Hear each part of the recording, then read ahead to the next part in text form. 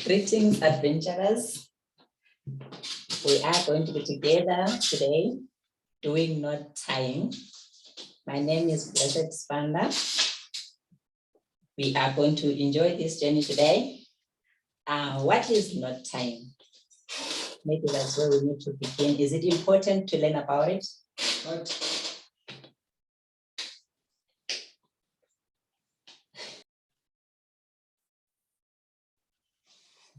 Hi, adventurers.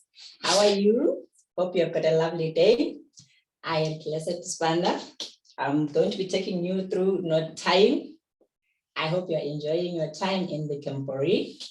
I hope you've already learned a lot of words as well. So what is knot tying? Is it important? When we have learned about it, is it going to be helpful?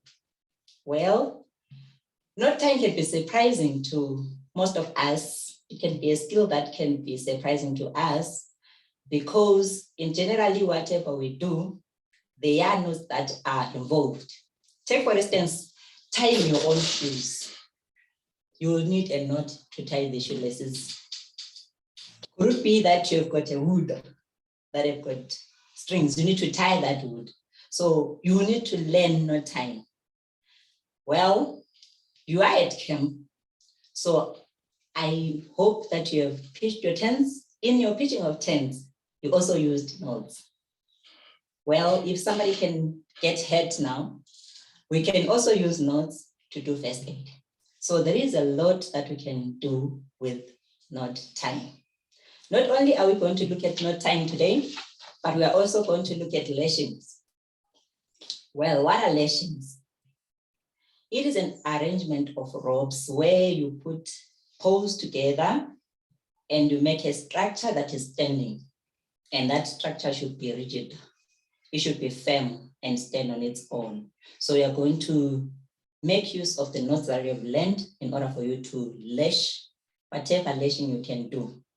So there are many lashings that we can learn, but for purposes of today, we're only going to take two.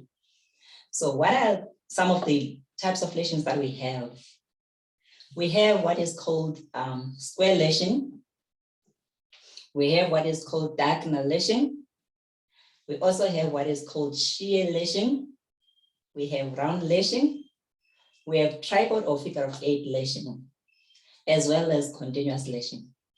So, but for today's purposes, we are going to learn only 2 lashings. So let's begin with the lashings. We'll tackle the square lashing first. So in the square lashing, you will need your rope. Here is my rope. So I'll need to have a big rope, and then I'll need to have poles that I will lash with. These are my poles that I will lash with.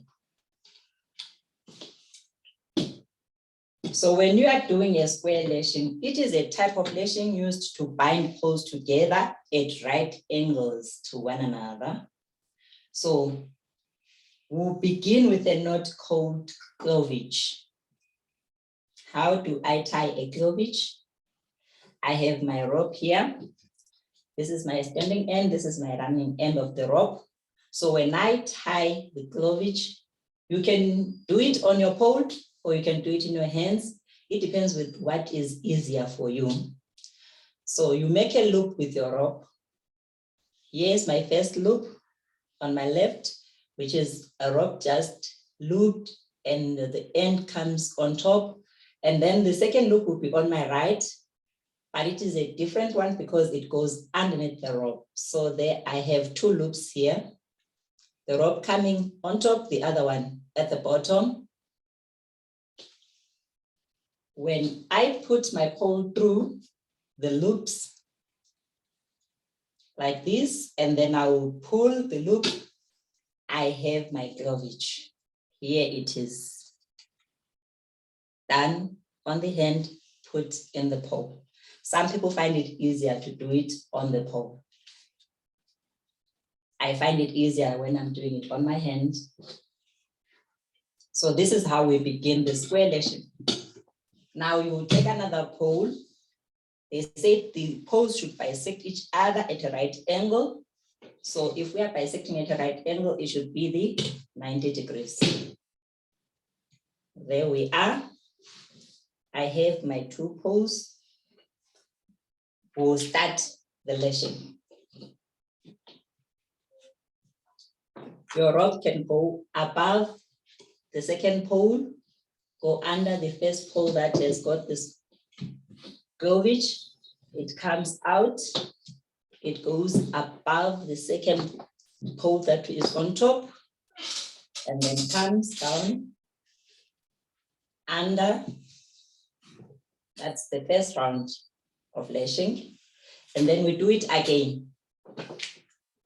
I go above, under, above, under. Second lashing is done. Second round. Third time, I go again. Above, I go under the pole, and then I come up and I go above. I go under. This is the third time. So my lashing is done. But if I leave it like this, the structure won't be firm enough. So I need to make it firm. So I'll flap the rope. When I'm flapping, it's just to take it, the rope round between the 2 poles 3 times. Now I'm doing circles, flapping it. This is what you have. This is what you are doing. It goes in between and it goes again. It goes for the 3rd time. And the flapping. Now my structure is secure. So what I need to do now is to finish my work. How do I finish it? I'll only flap the rope around the standing pole until my rope ends or comes to an end. Here we go.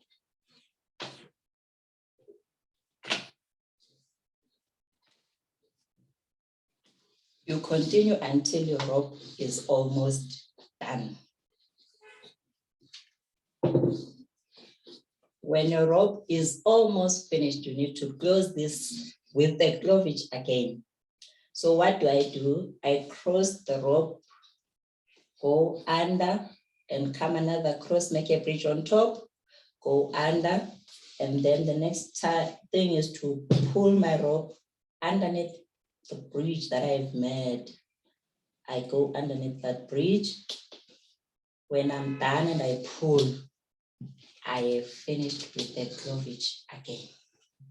So this is a square lashing. With the square lashing,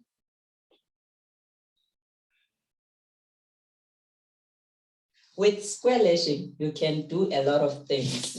Suppose you are at a camp, you don't have a bed, but you want to make one. So in order for you to make bed, you can utilize the square lashings to make your own camp bed. So you have like 4 poles that are on the ground, and then you take 2 long ones across, you make 1 square lashing here in the corner, make another square lashing in the corner, another square lashing in the corner. So you've got 4 corners that have got square lashings. At the end of the day, you have a structure that is like a bed. You can put your mattress, or you can continue lashing until you have got a mattress made from lashings. So here is our square lashing, the first lashing that we have learned. I hope you will enjoy it and you will find it purposeful and meaningful in your life. The next lashing that we are going to do is the tripod lashing. Tripod lashing. This one, it is binding three poles together to form a tripod shape. So we are going to begin as the same way we began the square lashing, which means we are beginning using a cleavage.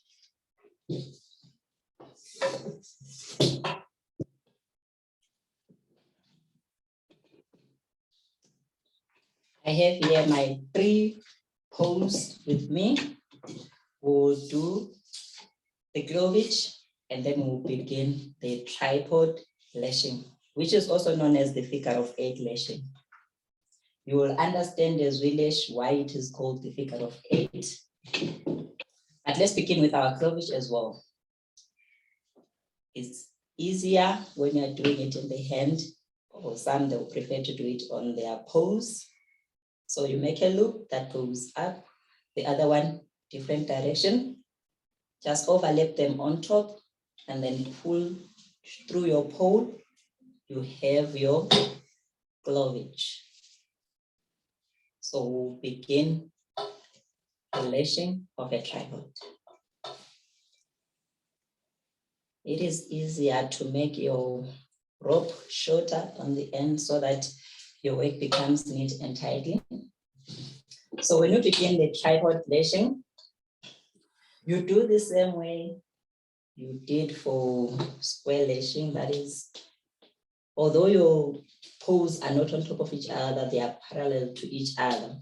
So you go with the first one, it has got cleavage. The second one, you go under. The third one, it will be over. When you come back, third one under, second one over. You are making a figure of 8. That's why maybe it is called the figure of 8 lashing. You go again, you do the same thing. Over, under, over, under, over, under, until you feel that your lashing is done.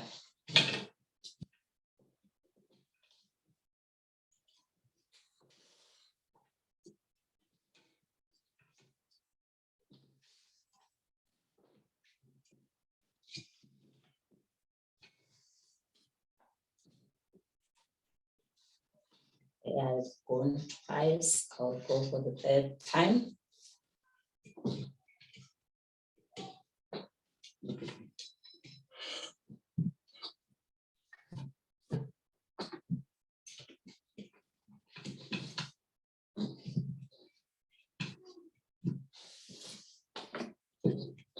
So in each pose, I've gone 3 times, as you can see. Then I'll flip it for it to be strong. So as I begin to flip, I will start with the one on my left-hand side. So your rope goes in the middle 3 times also.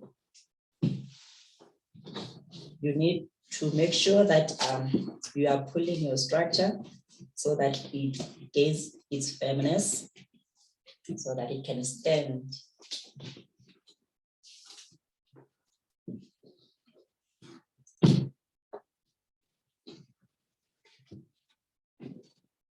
When I've looped 3 times, then I'll flip the other side as well 3 times.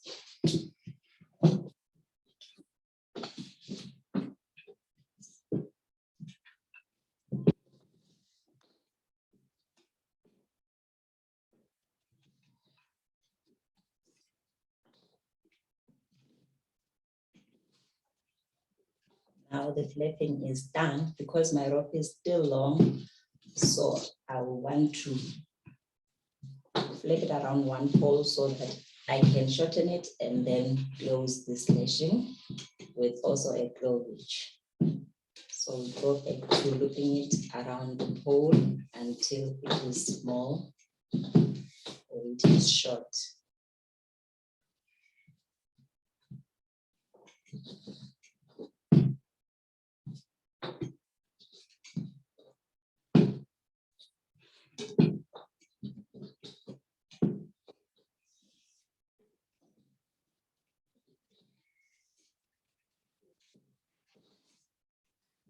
Now my rope is shorter, I'll make that bridge. So I'll cross over and go under, come back and cross the other side and go under. The next thing is to make sure that my rope comes under the bridge that I've made on top. When it goes through, I'll pull it, and there is my cleavage is done. It's my tripod stand. There we go. With the tripod, you can use it as a basin for washing dishes. You can put your dish here and then you can wash your dishes. So you can make 3 or 2 tripod stands, one for rinsing water, the other one for washing, and then you are fine. If it is not for washing your hands, then maybe be that you are in a campsite where there is no water source or there are no taps, you can use this one to put it outside your bath structure or your loose structure, and then put your water there for people to wash their hands. So this is our tripod lashing. So I hope you enjoyed learning the lashings. There is still more room for you to learn other lashings, but for today's purposes, we're going to end here when it comes to lashings.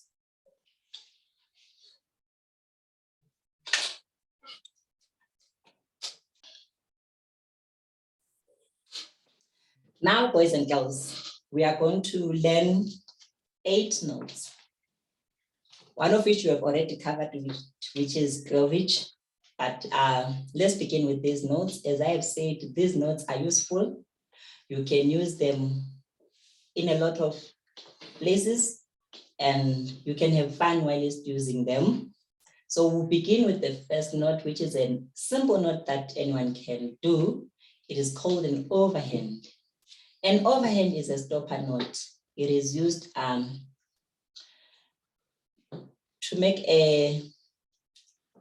say my rope here is frailing, as you can see.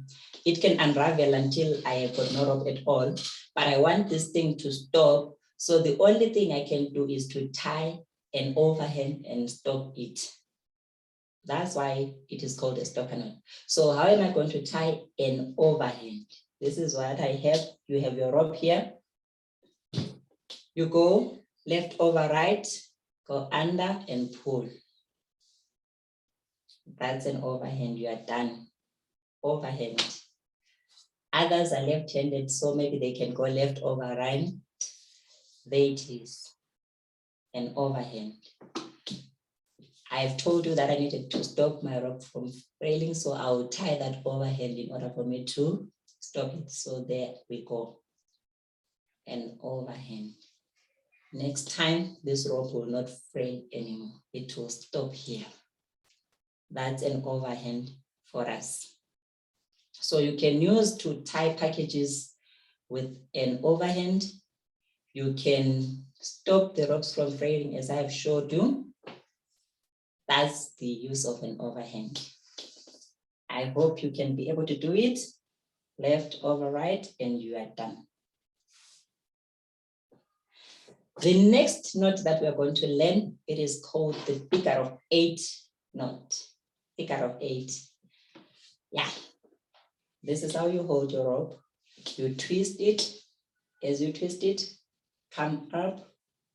There you go. You have your figure of 8 knot. Okay. How did I do it? Make a loop with the running end. You go 10 with it again. Go up. There. Figure of 8.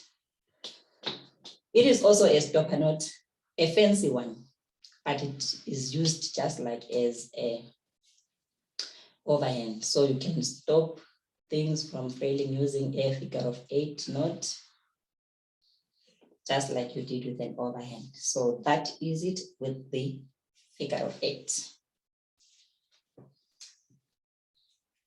All right. Third knot that we are going to learn is the granny's knot. I used to wonder why it is called the granny's knot, only to realize that grannies like to tie their dukus using this knot, even though they don't know what it is called, but it is called after them. It's called a granny's knot. So how do you tie a granny's knot? If you go left over right, you go. Then the next way is to go right over left.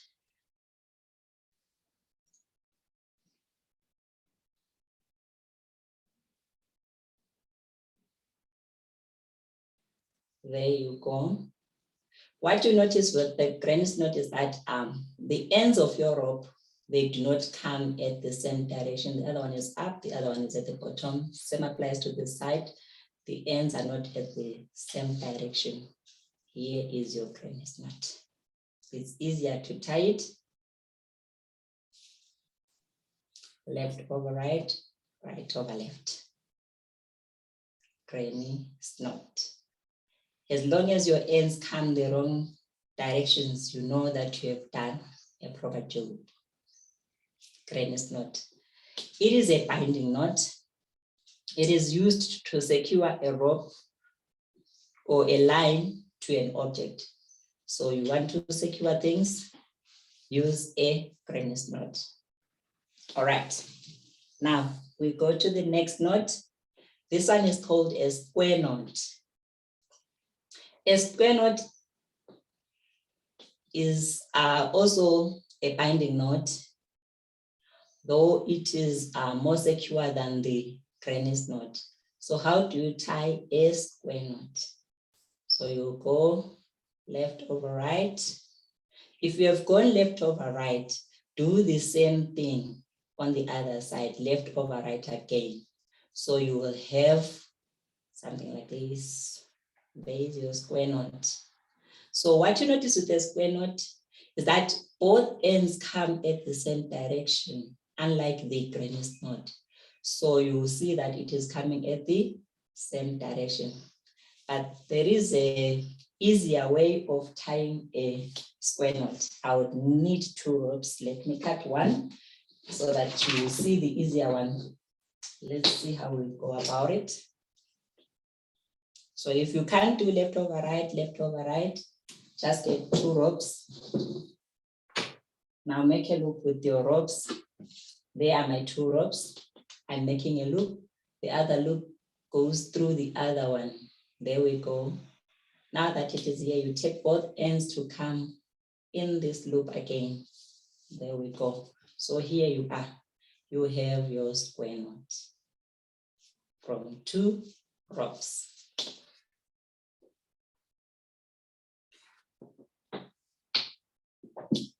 All right. This one, you should be familiar with it now. You should be knowing how to tie it. It's the cleavage. I hope it's gonna be easy for us to do it. You need to have your pole.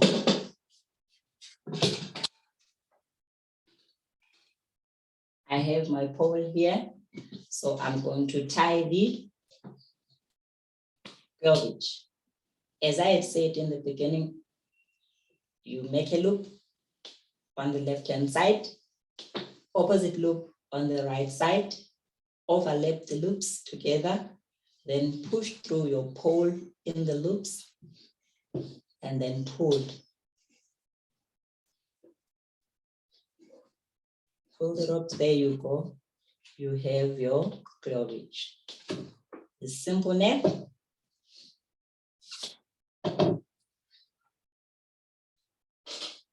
Left loop goes up, the next loop goes under, overlap the loops, and then push through your pole, pull these strings, then you have your cleavage. So here's your cleavage. Remember to keep this one in mind, because as you build your structures, you will need it. As it is a note, that is a basic note to do lashings. Now we come to the next one, which is called the sheet bend. The sheet bend, it is used to join 2 ropes of different diameters. 2 ropes of different diameters. So unfortunately, my ropes are of the same diameter, but for the purposes of learning, we're going to use this one. So you have your 2 ropes here that are different. As you have your 2 ropes that are different, you want to tie the sheet bend. So if you have made your loop here, the next one comes on top. So here I am. the first one went through together at the same direction, but the second one, they need to go different directions. So you put it up there. This other end goes up. This one comes and go over it and then go under. As you pull the ropes together, this is what you have. Sheet band. This is what you have for tying two ropes of different diameters. So let's try it again. You make a loop with the first rope, knowing that your ends will go to the same direction with this rope. The second one needs to be different. The ropes needs to go different directions.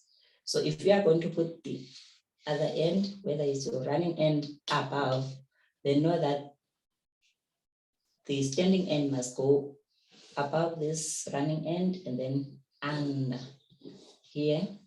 So there you go. You have your sheet band.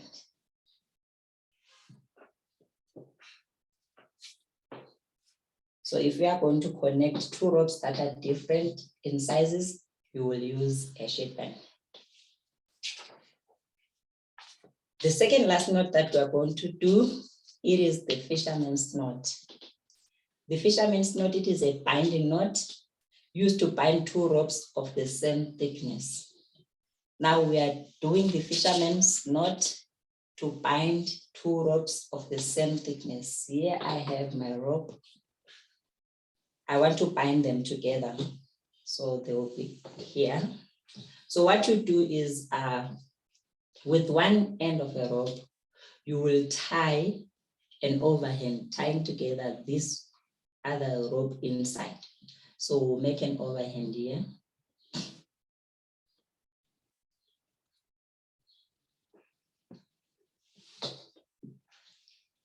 There you have got your overhand. Now the rope that you did not use to tie the overhand on the other side is the one that you are going to use. You also tie the overhand.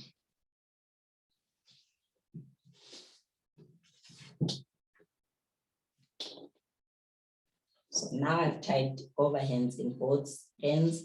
So what I need to do is to pull the ropes so that they come together.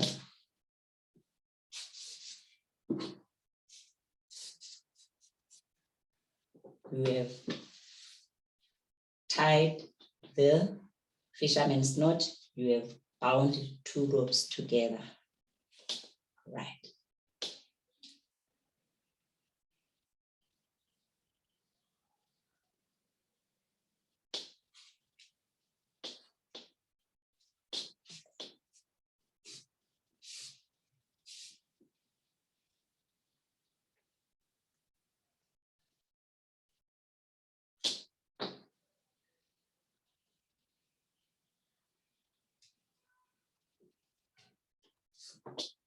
So here you have got your two ropes.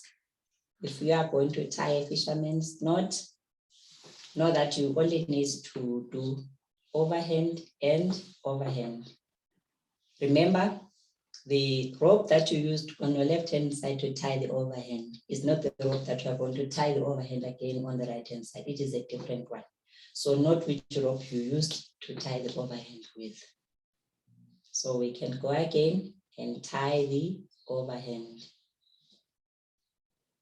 with one end of the rope, tie the overhand. With the one that I did not use, I also tie the overhand.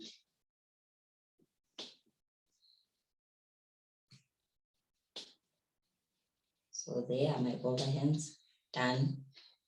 And then as I pull the ropes,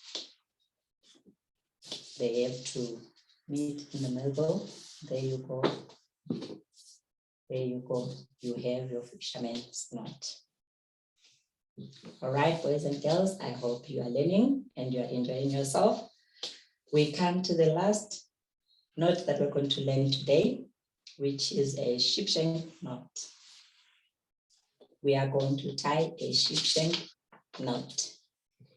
This knot is used to shorten a long rope. Okay, I need a long rope here so that we see how we shorten it.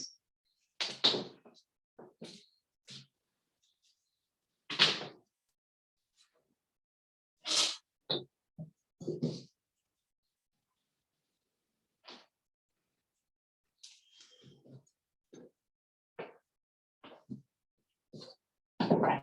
Say I've got this long rope here with me. I want it to be shorter. So in order for me to shorten it, I have to tie a sheep shank. So with the sheep shank, I put my rope on the ground and I fold it this way. I'm making an S with the rope. So the next way I go back this way.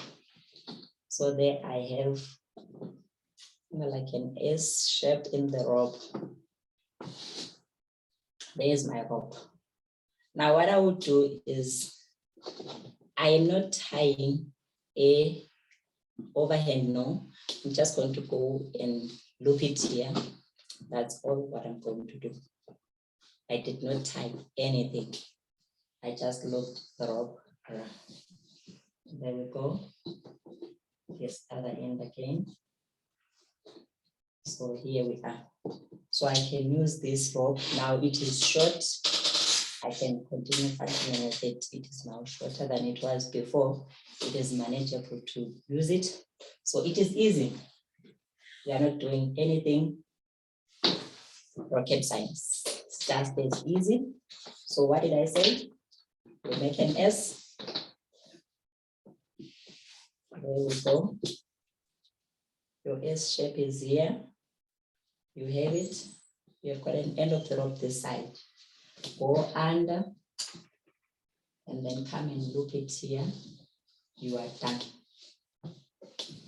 The next side again, you do the same thing. It goes under. You come make a part and then you loop it. You are done.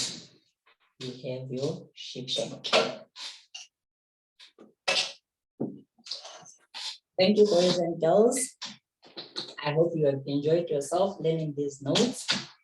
Now that you have learned them, I need you to do me a favor. Take a box, a card box that is thicker, cut it out to make a board. You can then cut your rope and do your own knots that you learned today. I said we did square knot, we did an overhand, we learned a figure of 8, we learned a granny's knot, we learned a fisherman's knot, as well as a sheep shank. So in your groups at home, in your groups at church, wherever you are camping, sit down and try and make a notebook of these notes. I have sat down to do my own notebook. This is what I have. So you look at it, you think about it, and then you do it. I believe you boys and girls, you are capable of doing it. Yours are going to be more creative than mine. I want to see what you can do. Thank you.